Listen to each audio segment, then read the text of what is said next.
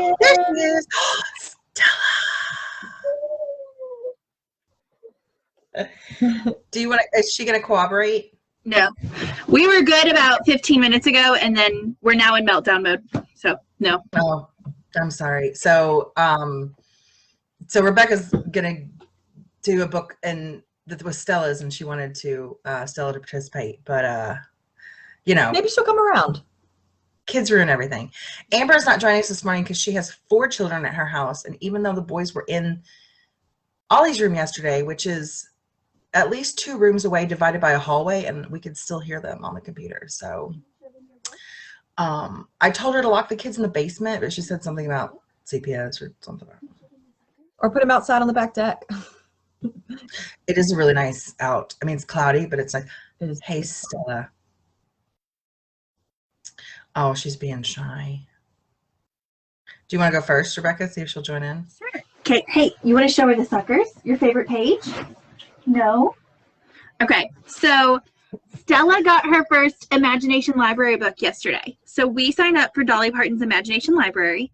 So for anybody that's a mom that's not part of this, it's so worth checking out your zip code. So they actually get a book sent to them every month for free. And I know Dani was going to share this on our Facebook because I shared a post last night and I added the donation button. So I've already had some people donate to the cause because you can donate to them and help them fund the books that are sent to kids every month. So she got The Little Engine That Could as her first book. So we've already read it several times this morning alone. But she refuses to show you that there's pages with candy on them that are her absolute favorite. But for anybody that's a mom, I believe it's 5 and under. Like they get a book every month until they turn 5. So it's totally worth looking into if you've got kiddos. So, does the mom have to sign up, or can I like go in and do a rogue sign up for my sister and baby Winnie? I think you could do the rogue sign up as long as you have like their address and that kind of information. It might have asked our income. I don't remember. But Okay. I mean, like, it didn't like knock us out. Like, I mean, we don't qualify for like assistance or anything like that. And it didn't knock us out of books. Okay. So Oh, that's I think they awesome. just want to know like around the realm of people that are signing up for it. Right. that is so cool. I wonder if our schools like put that out. That would be like a really cool, like, hey parents, did you know? Because Clark County qualifies for it. And I know like I've had other friends that like posted on my Facebook post and they were like, hey, you know, like I totally wish we qualified for this, but we don't. Like our zip code doesn't get it. So it's like based on your zip code, if your zip code has it or not. That's cool. Because it tells you on it that or maybe it was on the other package. Oh no, here it's launched by Cassie and John and Kate Ashton are who sponsor it like in Clark County. Oh, that's cool. Yeah. So like you have to have like a sponsor for the county. So was that like an individual or like a family, or how does that work? Well, Cassie is what's it stand for? CASII. Yeah, CASI. Community Action Southern Indiana. Yeah. I was thinking about the Cassie assessment. Oh, right. That's what I think of all the time. I know. I thought you meant like Cassie and Steve Smith. You know, they live down the road. I didn't realize it was Right. you meant an organization. Well, that's awesome. Yeah, we should definitely put that out with links so that people can do it. Yeah. And you know, we try to do this Kit's Read every 2 weeks. Kit reads every 2 weeks. And some of us get really nervous about it. We're like, oh my God, I haven't read anything like worth sharing or whatever. But just remember, if you are committed to going live, they're not all going to be bangers, right? There's a reason they're called highlight reels, because you take the best from, you know, all of them. So You also end up with this when daycare's closed. Yay, COVID. Dude, it's another one. So anyway, I just wanted to say that, like, no pressure to us, no pressure to anybody else. And if you're judging us, then I'm glad you're perfect and pray for us. Right? Okay, so I finally finished this book that I've been reading for like a year and a half. And I did it by the audio book. But I was able, because I had the paper book, I was able to go back and like reread sections. And I know I've talked a little bit about it, but the last chapter, first I want to say that the lean in title is first mentioned. I skipped chapters like 7, 8, and 9 because they were about having children, and I don't have children. And so I don't have that. Then I guess I could have read it like know where other people come, but ain't nobody got time for that. So I skipped those chapters. But the first time that lean in is mentioned is when they're talking about, you know, women having babies, and how if like women are planning for babies, then they don't lean in and accept that promotion or go for that new job. They tend to lean out. So that was slightly disappointing because I don't have children, and I wanted the book to be just about me.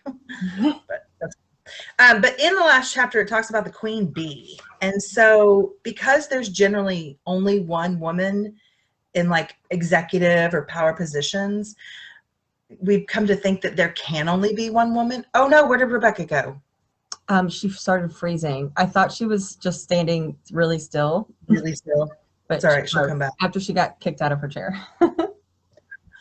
But yeah, and so they think that there can only be one. And so when women get in there, instead of supporting other women, they typically don't support, become very competitive. And it's been named the queen bee because they get up there and often they're actually rewarded for maintaining status quo. Welcome back. And not promoting other women. And I thought that was awful. And the other thing was success guilt. That, you know, all these women pave this way for us to do and be whatever we want, and then we do and be whatever we want, and then we feel guilty about it. Like if you're a stay-at-home mom, you feel guilty about not, you know, utilizing your degree or going for a career or being paid for what you do. And then if you choose to be career driven or choose to, you know, pursue a career, then you feel guilty for not, staying home with your parents, and or not your parents. Well, sometimes you have to take care of your parents. Staying home with your kids. And I think women just feel judged by other women, and sometimes when they're not, you know.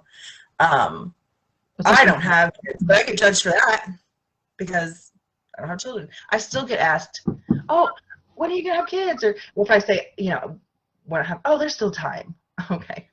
First of all, hoot, hoot, that ship has sailed biologically. But second of all, like, it was a choice. Like, I don't want kids, and that's okay. And so her thing was like, first of all, the gender wars we have to stop. It can't be an us versus them if it's true equality, because us versus them means someone comes up on top, someone wins.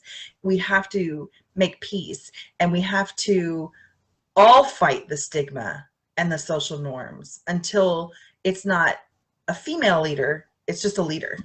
Right. And there was that post on Facebook about, you know, the first female ref at a Super Bowl game. And somebody's like, oh, you know, she only got that job, and why are we still talking about this? We're still talking about this because we're still having firsts.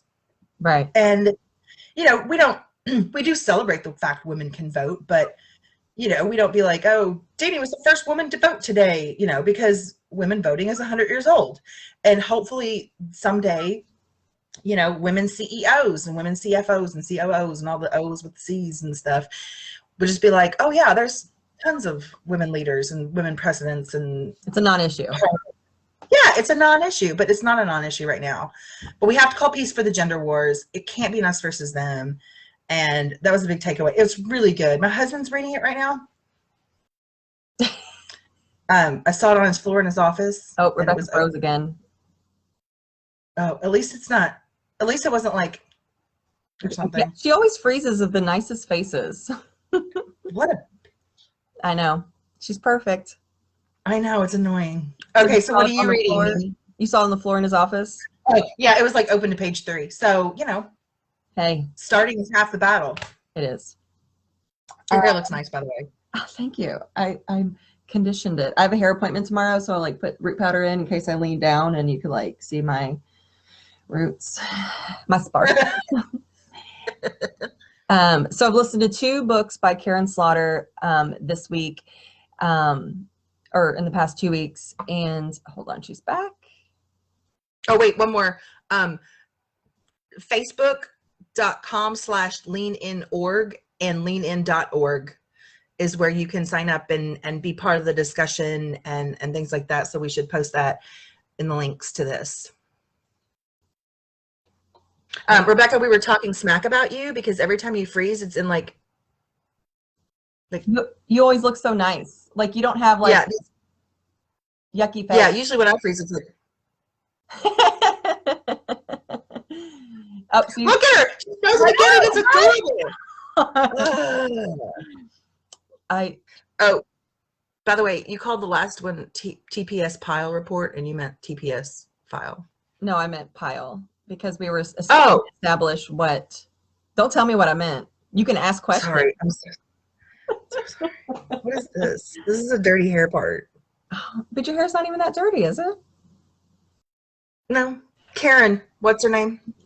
Dude, we need to start a GoFundMe page for her internet.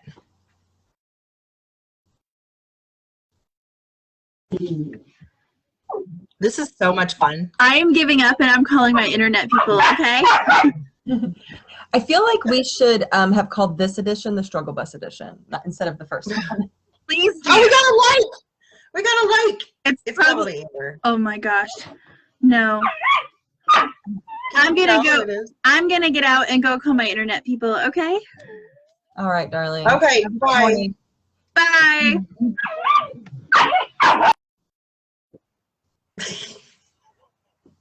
So anyway, Karin Slaughter, tell me about it. Oh, we have two people watching. Hey. Karin Slaughter I just found her. These books are from like the mid 2000s. And oh, Amber's watching. Hey, Bears. Anyway, they're like murder mysteries. She opens the first one, which I can't remember the name of it right this second. It's Karin, not En. Don't you forget it. If you guys look it up, but I'll also put the book in the link or the comments.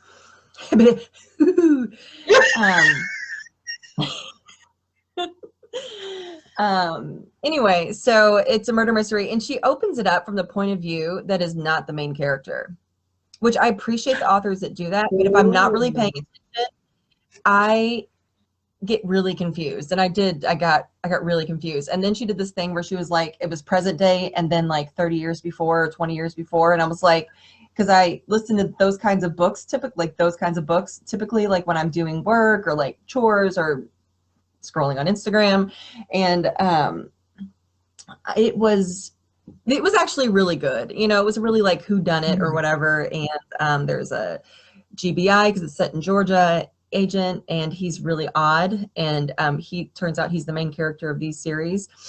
But what I really liked about the first one was I was listening to it, and the narrator got on my nerves at first. It was a man, but then he just sounded really familiar and kind of like a friend, like someone I knew, and I just really couldn't put my finger on it. And then finally I had to look up the narrator. Turns out he narrated like all 3 books, and so 7 of the books that I've listened to from Brandon Sanderson. He was the male narrator for all books. So that's why he sounded like an old friend, and maybe he could do a little work on his Southern accent. Oh yeah, sometimes it doesn't come naturally to people. And like all he had to do was listen to the Up and Vanished podcast, because I had to stop listening to it basically because I was just taking on that accent. And mine is a nice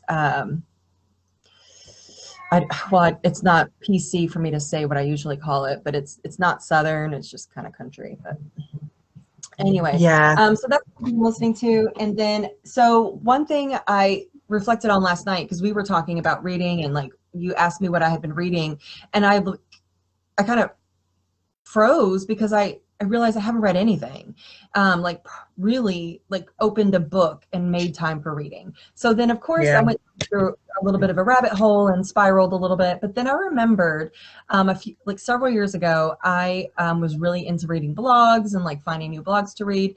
And I found this author.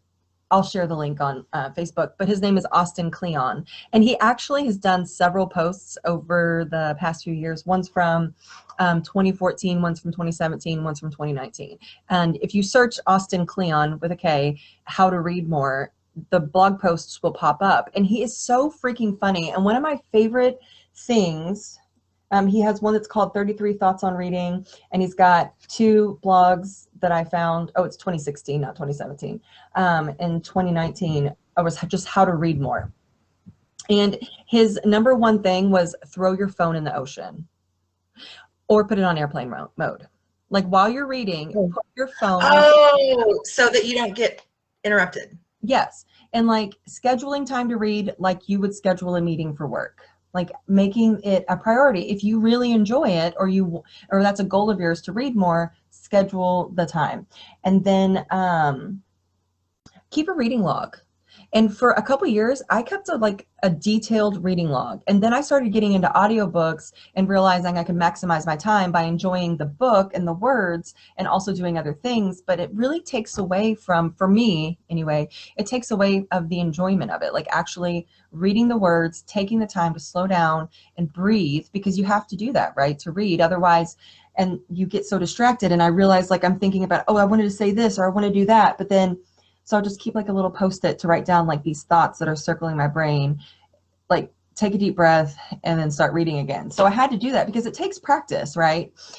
To be able to sit down and actually read. So right now, I ordered this book, Harriet Tubman. Hold on just a second. So I love reading on my Libby app because I like pressing the words and then the definition comes up. You all right? Fine. So, I'm so curious. So I have this book from like 3rd or 4th grade, and it's the Harriet. It was just like the story of Harriet Tubman, and it's by Kate McMullan. But it smells so good. This really is like Struggle Bus Edition Part 2. It's from 1991. Oh. It had been out for many years before I was in 5th grade or elementary school, because I'm not old enough to have bought it brand new. But anyway, so she's always been kind of like somebody that's in the back of my mind. I like to read about. I'm really intrigued by her story. So I ordered this one. It's Harriet Tubman, Portrait of American Hero, Bound for the Promised Land by Kate Clifford Larson. And so I started reading it last night and put down my phone, mostly because it was only at 4% and I was trying to scroll on Instagram.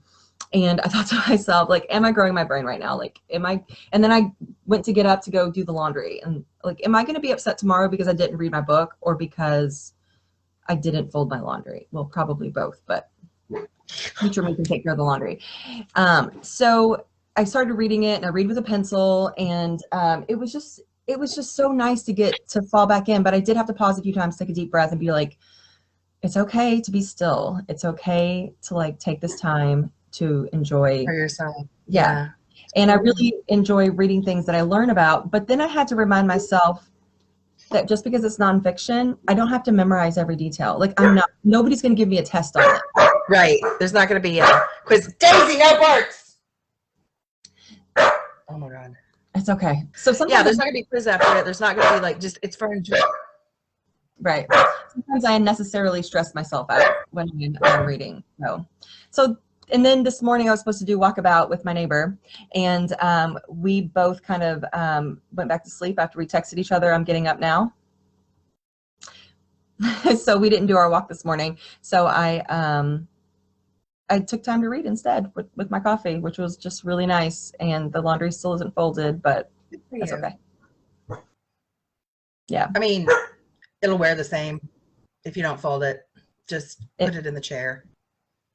Or the dryer, just pop it back in. But then I always keep thinking about my sister Rachel. Do what? Just let it air fluff. Just a little fluff, like, Yes. But my sister Rachel, she always folds her laundry. Yeah, nobody folds except her. Yeah. Ugh, Rachel. So when Stop setting these standards that are impossible for everyone else.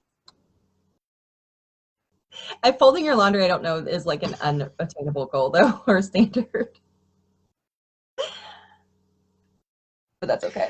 There was clean laundry on my bed last night, and I moved it off because I didn't want to fold it. I wanted to go to bed, so I just put it in a pile. And I was like, you know what? That pile's going to be there tomorrow. And if I just pull something from it and put it on, Who's going to know? Like, am I wearing pants right now? You don't know.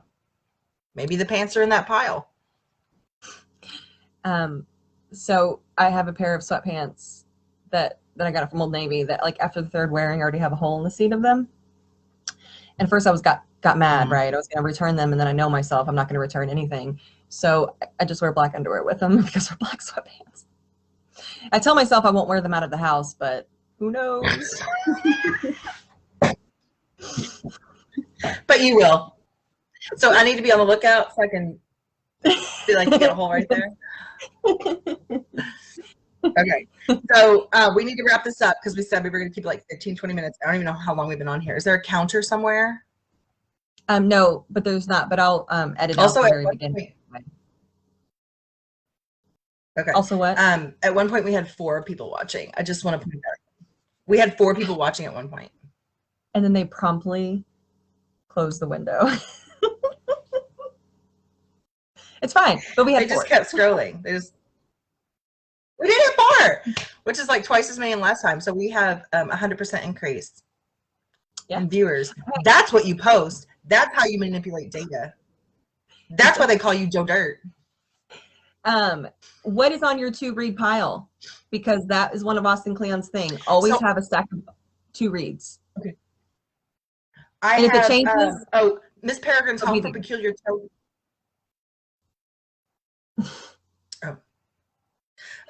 Miss Peregrine's Home for Peculiar Children. I got book 4 and book 5, but I don't know if I should reread books 1 through 3 before I start those because it's been so long. So it's just sitting there. But I think I'm just going to go ahead and start it. Just start book 4. And then that's on my list to read. And then also, I don't know what else. I haven't decided yet. I have a whole stack of books somewhere. Mm-hmm. Okay.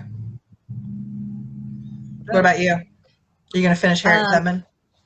I am, but I'm also going to pull a couple others that I actually want to read right now and put them on the thing. So that's my goal today, is to set up my to read pile. I'm going to go do it right now. Why not? You don't have another meeting for in a few minutes. All right. Why not? All right. Also, don't forget, we're looking for, like 12 minutes. We're looking for people to be guests on our show. So let us know. Drop us a line. We've already invited some people who don't want to do it, but they're going to do it anyway. So yeah. And if you have suggestions, leave them in the comments, and we will add them to our list. All right. Peace out, home skillets. All right. I'll talk to you in 12 minutes. All right. All right. Bye. Bye.